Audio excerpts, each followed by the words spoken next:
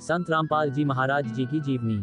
संत रामपाल जी का जन्म 8 सितंबर 1951 को गांव धनाना, जिला सोनीपत, हरियाणा में एक किसान परिवार में हुआ।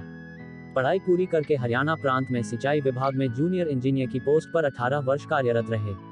सन 1988 में परम संत रामदेवानंद जी से दीक्षा प्राप्त की तथा तनमन से सक्रिय होकर स्वामी रामदेवानंद जी द्वारा बताए भक्ति मार्ग से साधना की तथा परमात्मा का साक्षात्कार किया। संत रामपाल जी को नाम दीक्षा 17 फरवरी 1988 को फाल्गुन महीने की अमावस्या को रात्रा में प्राप्त हुई।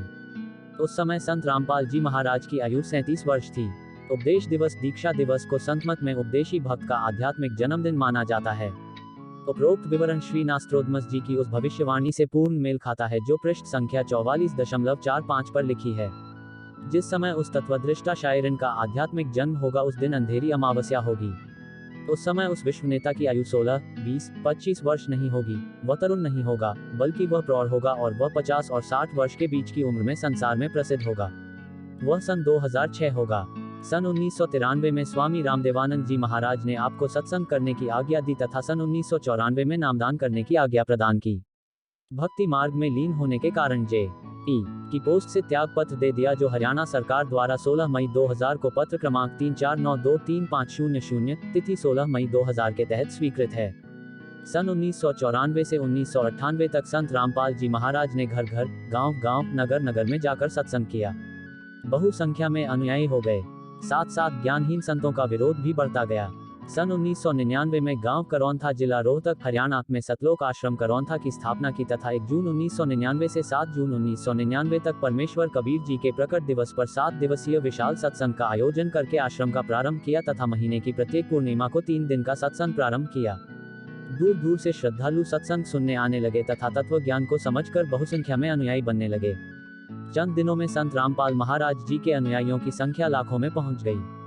जिन ज्ञानहीन संतों व ऋषियों के अनुयायी संत रामपाल जी के पास आने लगे तथा अनुयायी बनने लगे, फिर उन अज्ञानी आचार्यों तथा संतों से प्रश्न करने लगे कि आप सर्व ज्ञान अपने सदग्रंथों के विपरीत बता रहे हो।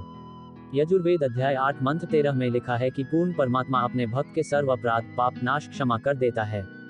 आपकी पुस्तक जो हमने खरीदी है उसमें लिखा है कि परमात्मा अपने भक्त के पाप क्षमा नाश नहीं करता।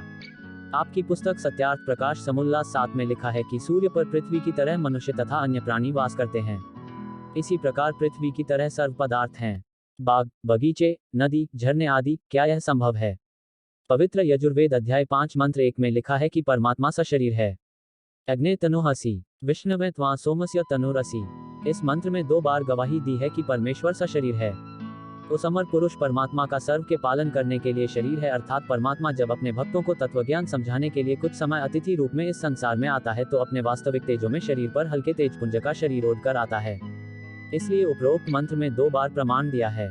इस तरह के तर्क से निरुत्तर होकर अपने अज्ञान का पर्दाफाश होने के भय से उन अज्ञानी संतों, महंतों व आचार्यों ने सतलोक आश्रम करौंथा के आसपास के गांवों में संत रामपाल जी महाराज को बदनाम करने के लिए दुष्प्रचार करना प्रारंभ कर दिया तथा 12 जुलाई 2006 को संत रामपाल को जान से मारने तथा आश्रम को नष्ट करने के लिए आप तथा अपने अनुयायियों से सतलोक आश्रम पर आक्रमण करवाया।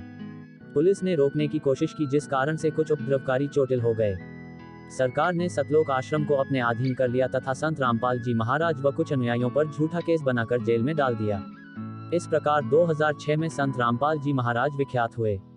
भले ही अनजानों ने झूठे आरोप लगाकर संत को प्रसिद्ध किया, परंतु संत निर्दोष है।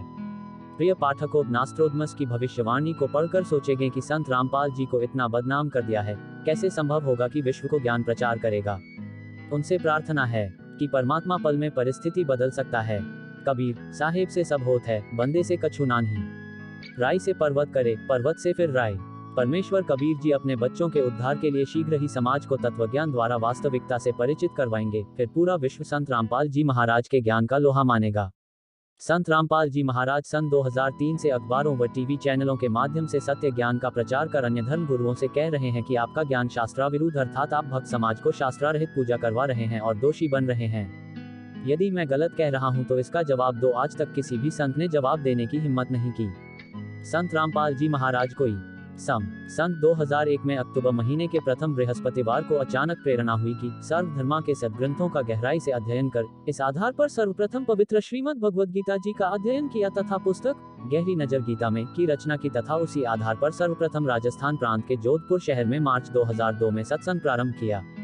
इसलिए नास्त्रोदमस जी ने कहा है कि विश्व धार्मिक हिंदू संत शायरन 50 वर्ष की आयु में अर्थात 2001 ज्ञाता होकर प्रचार करेगा। संत रामपाल जी महाराज का जन्म पवित्र हिंदू धर्म में सन सम 1951 में 8 सितंबर को गांव धनाना जिला सोनीपत प्रांत हरियाणा भारत में एक किसान परिवार में हुआ। इस प्रकार सन 2001 में संत रामपाल जी महाराज की आयु 50 वर्ष बनती है, सो नास्त्रोदमस के अनुसार खरी है।